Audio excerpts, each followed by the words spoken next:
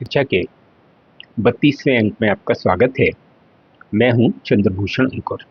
मित्रों, हमने पिछले एपिसोड में इस बात पे बात की थी कि कैसे अमेरिकन महाद्वीपों की खोज हुई और किस तरह से कुस्तुनतुनिया पर तुर्कों के कब्जे के फलस्वरूप इस बात की बाध्यता उत्पन्न हुई कि यूरोप से एशिया और ख़ास तौर पर भारत पहुंचने के लिए नए समुद्री मार्ग की तलाश की जाए। और इसी तलाश के क्रम में वास्को डी गामा तो केरल या कालीकट पहुंच गया 1492 में, और कोलंबस एक नई दुनिया की खोज कर दी। कोलंबस ने अटलांटिक पार करके वो दक्षिण अमेरिका पहुंच गए। तो इस तरह, और उसके बाद उत्तर अमेरिका का पता चला, तो 3 महाद्वीपों से बढ़ के 5 महाद्वीपों तक हमारे 19वीं शताब्दी में जाके आपका ऑस्ट्रेलिया का पता चला और अंटार्कटिका का। तो इस तरह से हम 7 महाद्वीपों तक पहुंच गए और अब लगभग तय है कि यही 7 महाद्वीप दुनिया में है और 5 महासागर है। तो हम पुरानी बात पे आए कि तुर्कों ने कुस्तुनतुनिया पर अधिकार कर लिया। यूरोप और एशिया के बीच व्यापार का यह बहुत ही परंपरागत और सदियों पुराना रास्ता था। ये रास्ता बंद हो गया। ये रास्ता जब तक था तब तक कोई नए रास्ते खोजने की जरूरत नहीं पड़ी, लेकिन जब ये रास्ता बंद हो गया तो नए रास्ते खोजने की जरूरत महसूस हुई और समुद्र के माध्यम से यूरोप से चल के अफ्रीका का चक्कर लगाते हुए केप ऑफ गुड होप से होकर हिंद महासागर में प्रवेश, अरब सागर में प्रवेश करके हिंद महासागर पहुंचा जा सकता है, ये पता चल गया। और इस तरह से एशिया या और खासतौर पे भारत पहुंचने का रास्ता यूरोप के नाविकों को पता चल गया। और पहले वास्को डी गामा और उसके फिर बाद क्रमशः पहले फिर डच लोग आए, पुर्तगाली लोग, पुर्तगालियों के बाद डच लोग, डच के बाद डेनिश लोग, डेनिश के बाद में ब्रिटिश लोग और ब्रिटिश लोगों के बाद फ्रेंच लोग भारत पर आने लगे। और फिर इनके आपसी हितों में टकराहट, व्यापारिक हितों में टकराहट शुरू हुई और इनके बीच युद्ध हुए, स्थानीय शासकों से भी हुए और ईस्ट इंडिया कंपनी जो विभिन्न देशों के उनके बीच में, और ये धीरे धीरे करके इसमें ब्रिटिश ईस्ट इंडिया कंपनी ने अपनी सुप्रीमेसी या सर्वोच्चता साबित की और उसने बाकी लोगों को कुछ कुछ कोस्टल इलाकों तक सीमित कर दिया और बाकी पूरे हिंदुस्तान पर उसका शासन कायम हो गया और वो देशी रियासतें बची रहीं जिन्होंने उनकी सर्वोच्चता स्वीकार की। और इस तरह से 200 सालों तक, 190 वर्षों तक उन्होंने भारत पर शासन किया। अब हम फिर पुराने अपने विषय पर लौटते हैं कि यूरोप का इतिहास मैंने बहुत विस्तार से आपको 30वें एपिसोड में बताया था कि क्यों ज़रूरत पड़ती है हमको यूरोप का इतिहास पढ़ने की, भारतीय विद्यार्थियों को और भारतीय महाद्वीप के तमाम देशों के विद्यार्थियों को। क्यों? क्योंकि अगर उन्हें अपने देशों का इतिहास भी समझना है तो उसके लिए उनको यूरोप का इतिहास और यूरोप में भी ब्रिटेन का इतिहास पढ़ना आवश्यक होता है। अब नॉर्मली हम लोग जो आधुनिक यूरोप जिसके बारे में पढ़ना शुरू करते हैं, हमारी जो पाठ्यक्रम है उसमें हम आधुनिक यूरोप के बारे में पढ़ते हैं। तो यूरोप आधुनिक कब से हुआ, ये प्रश्न है। और इसमें माना जाता है कि 15वीं शताब्दी में जब ये सब नाविक खोज पे निकल रहे हैं, उसी समय कुछ वैज्ञानिक उपलब्धियां हो रही हैं, उसी समय जब कुस्तुनतुनिया पर तुर्कों का कब्जा हो रहा है, तो वहाँ से किताबों के साथ ग्रीक ऑर्थोडॉक्स चर्च के जो विद्वान हैं, जो भिक्षु हैं, वो लोग भागे और अपने साथ वो किताबें ले आए जो उनकी लाइब्रेरीज में सुरक्षित थी। और यूरोप पे तब तक ईसाई धर्म का पूरा वर्चस्व कायम हो चुका था। पहली शताब्दी से, मतलब ईसा के साथ ही ईसवी सन की शुरुआत होती। तो धीरे धीरे करके वो पूरा यूरोप ही धीरे धीरे करके ईसाई धर्म का धर्मावलंबी बन गया। और यूरोप का एक नाम पुरानी किताबों में आप देखेंगे तो क्रिश्चियनडम भी बनता है, क्रिएंडम या क्रिश्चियनडम, क्रिश्चियन से बना हुआ। क्रिएंडम माने ईसा का राज्य। तो पूरे यूरोपीय महाद्वीप के लिए एक नाम जो पुरानी किताबों में इस्तेमाल होता था वो क्रिएंडम भी होता था। धर्म अपने शुरुआती दौर में एक बहुत ही प्रगतिशील काम भी करता है, लेकिन जैसे जैसे उसके फॉलोअर्स बढ़ते हैं, उसमें सत्ता का प्रवेश होता है, उसमें शक्ति का प्रवेश होता है, वैसे वैसे वो अपने मूल स्वभाव को छोड़कर प्रतिगामी बन जाता है, यथास्थिति का पोषक बन जाता है। यही चीज क्रिश्चियनिटी के साथ है।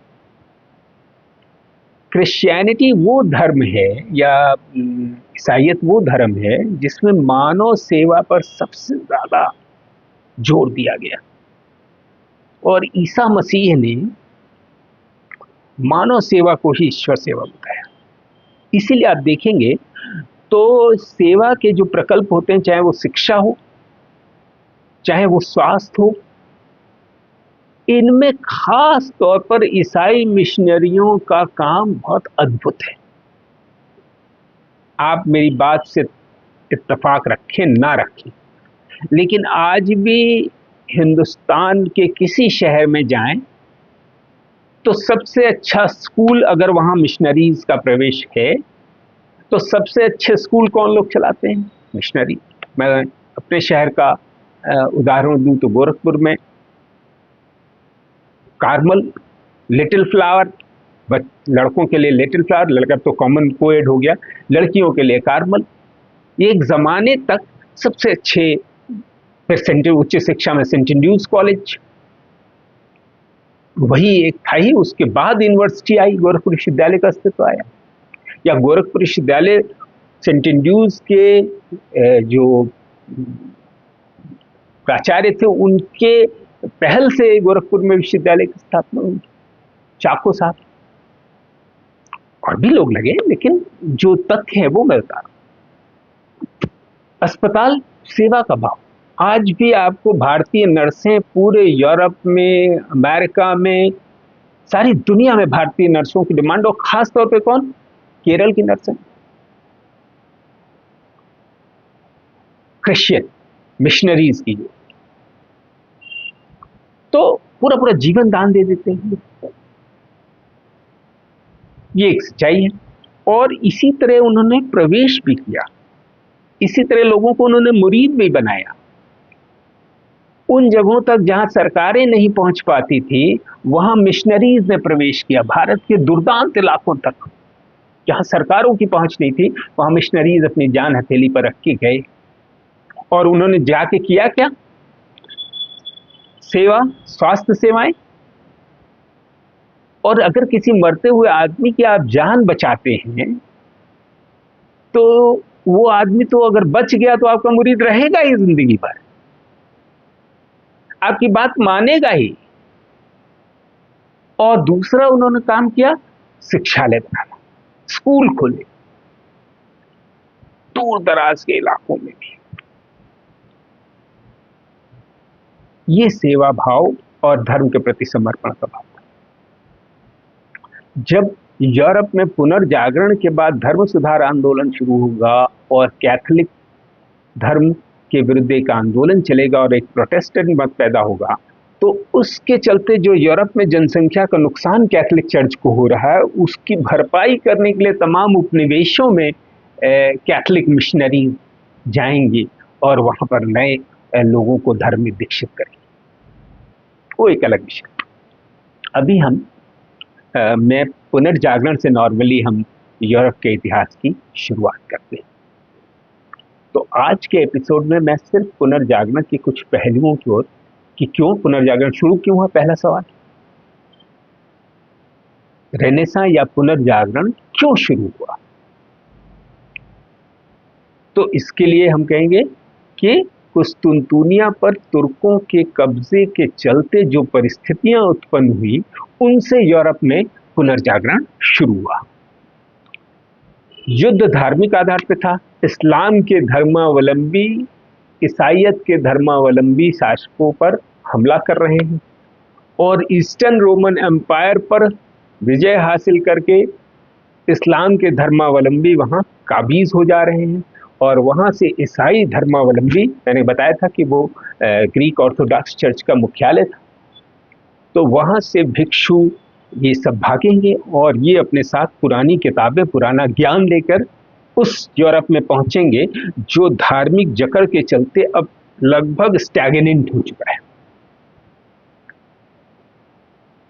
तो वहां जाके जब ये पुराना ज्ञान देना शुरू करेंगे, अतीत का ज्ञान, इतिहास का ज्ञान, तो वह समाज जो लगभग स्थिर हो गया है और पूरी तरह से धर्म से आच्छादित समाज है, वहां जीवन के हर पहलू में धर्म की घुसपैठ है, उस समाज को जब इतिहास का ये ज्ञान प्राप्त होगा कि एक समय में तो मनुष्य बहुत इंपॉर्टेंट होता था और कैसे मनुष्य ने ही ये सारी उपलब्धियां हासिल की हैं, तो वह धर्म केंद्रित समाज से मानव केंद्रित समाज बनने की एक जद्दोजहद शुरू होगी यूरोप में, और इस जद्दोजहद को हम कहते हैं पुनर्जागरण। अतीत का ज्ञान वर्तमान के ज्ञान से मिक्स होकर एक नए तरीके का ज्ञान विकसित होगा जिसे उस पुनर्जागरण कालीन शिक्षा कहते हैं। और इस समय में ज्ञात सारे विषयों में कुछ न कुछ परिवर्तन होगा, कुछ न कुछ नयापन आएगा और यूरोप पुराना यूरोप टूटने लगेगा और एक नया यूरोप का निर्माण होगा जो आधुनिक। ये कोई एक दिन में नहीं हुआ, ऐसा नहीं हुआ कि 1453 में से शुरू हुआ तो वो 55 तक खत्म हो गया। ये सैकड़ों सालों तक चलने वाली प्रक्रिया थी। सबसे पहले इसकी शुरुआत इटली से हुई, क्योंकि इटली कुस्तुनतुनिया से जो लोग भागे उनके लिए पश्चिमी यूरोप में जो सबसे करीब जगह थी वो इटली थी। इसलिए हम देखते हैं कि पुनर्जागरण का पहला जो केंद्र बनता है वो यूरोप में इटली बनता है। और पुनर्जागरण कालीन जो विकास है, जो कला का विकास हुआ, जो साहित्य का विकास हुआ, जो शिक्षा का विकास हुआ, जो विभिन्न विषयों का विकास हुआ, नए नए जो विषय बने, उन सब मामलों में इटली सर्वोपरि था उस जमाने में। फिर धीरे धीरे इटली से आगे बढ़ता हुआ ये और यूरोप के देशों में ये ज्ञान फैलेगा और पुनर्जागरण की प्रक्रिया से बाकी भी देश जुड़ेंगे और आधुनिक बनने की तरफ बढ़ेंगे। अभी जो मैं प्रश्न खड़ा कर रहा हूं आपके सामने कि जब अगर हम छोड़ दें कि पुनर्जागरण क्या है, सिर्फ हम उस शब्द को ध्यान दें, पुनर्जागरण,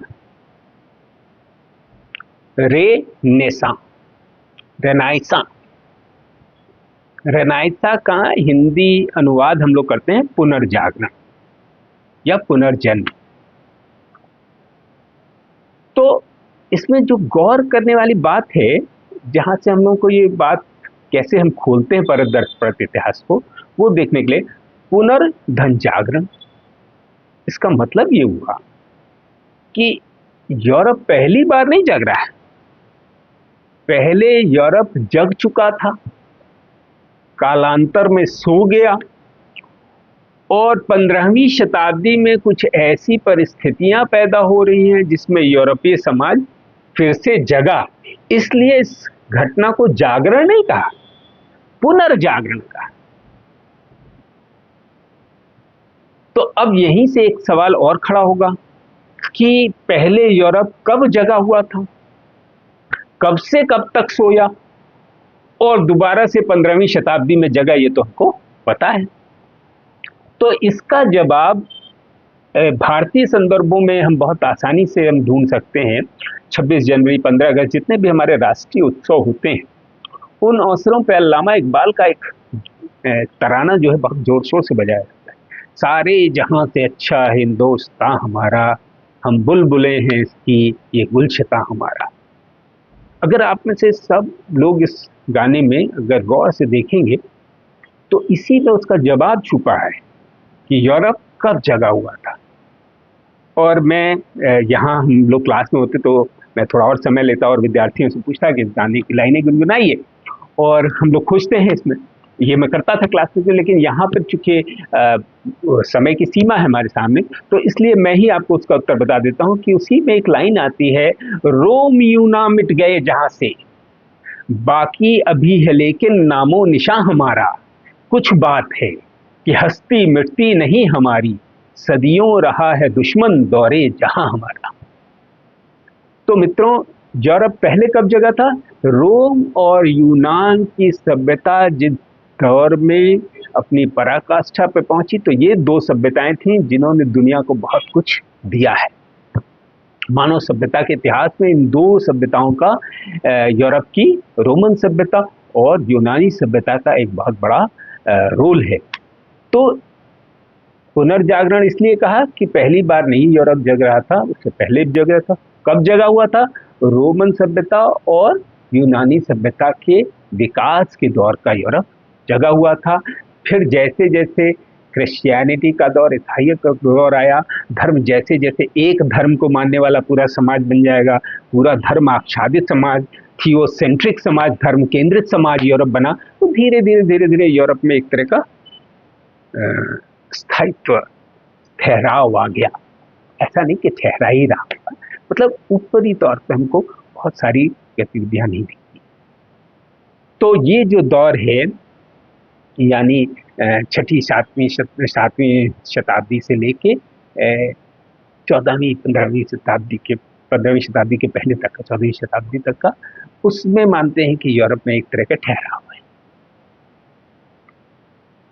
और फिर दोबारा से यूरोप जग रहा है पुनर्जागरण के माध्यम से 15वीं शताब्दी में, और ये पुनर्जागरण 100-200 साल तक ये प्रक्रिया चलती रहेगी। 16वीं शताब्दी, 17वीं शताब्दी तक ये प्रक्रिया पूरे यूरोपीय महाद्वीप में चलेगी। और इस तरह से मध्यकालीन यूरोप पुनर्जागरण के पुल पर चढ़ के आधुनिक यूरोप बनता है। उस पार उतरता है, तो उस पार जब उतरा तो वो आधुनिक यूरोप था। और इसी आधुनिक यूरोप के बारे में हमको पढ़ना है।